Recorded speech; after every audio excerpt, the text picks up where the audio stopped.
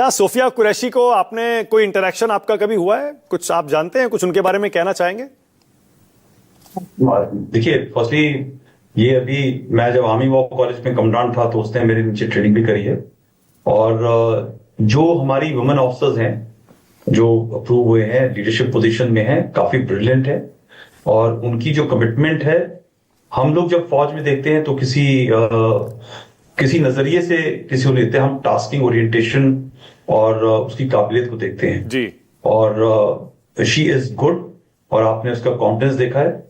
Absolutely, I was impressed the way she's conducted this thing.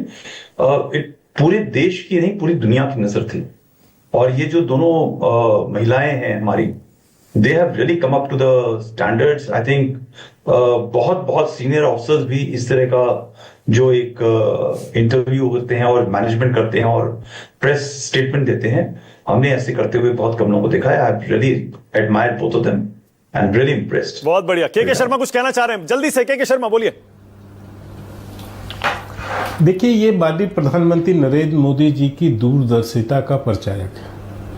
माननीय मोदी जी ने अपने 2014 के बाद जिस ढंग से सेना के अंदर नारी शक्ति की भूमिका को बढ़ाया है, देश की युवा शक्ति की भूमिका को बढ़ाया है, उसके कारण आज एक भारत की नई शक्ति सेना के अंदर जुड़ी है।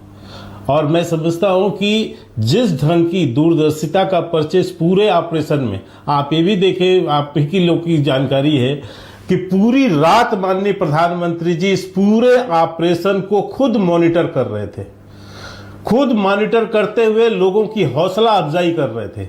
और हर एक स्टेप पर उनका स्टेक था, हर एक स्टेप पर वो उनकी मॉनिटरिंग और उनकी दूरदर्शिता का परिचय इस देश ने इस बार पुनः देखा है। निश्चित तौर से हमारे देश की नारी शक्ति पूजनीय है। और एक बात जो सिंदूर की गई, माननीय प्रधानमंत्री जी का ही एक मंत्र है, विरासत भी और विकास भी।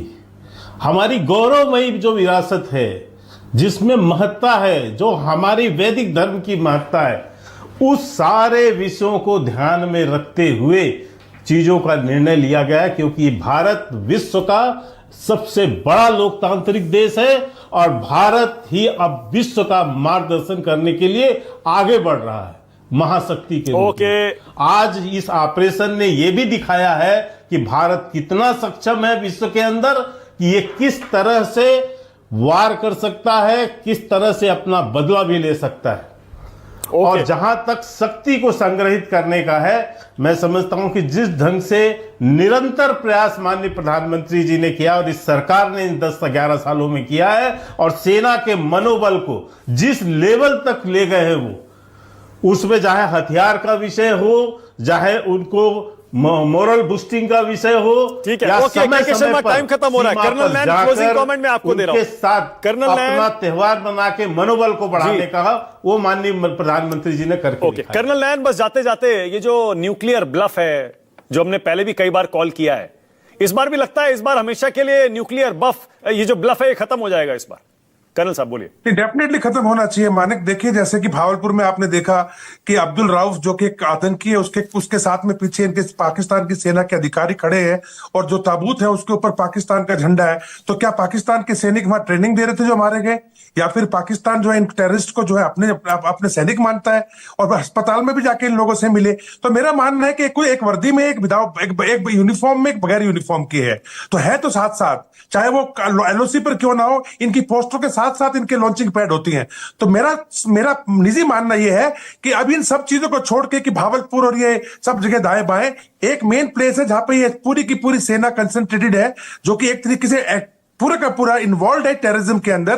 तो क्यों ना पीओके के अंदर जो एलओसी का लाइन है उसके ऊपर भारतीय सेना जो है अपना पूरा का पूरा जोर लगा करके, और वंस फॉर ऑल जहां पे 120 जो है लॉन्चिंग पैड है, जहां 40 ट्रेनिंग कैंप्स है, क्यों ना उस क्षेत्र को हमेशा के लिए आजाद करा दे। ओके।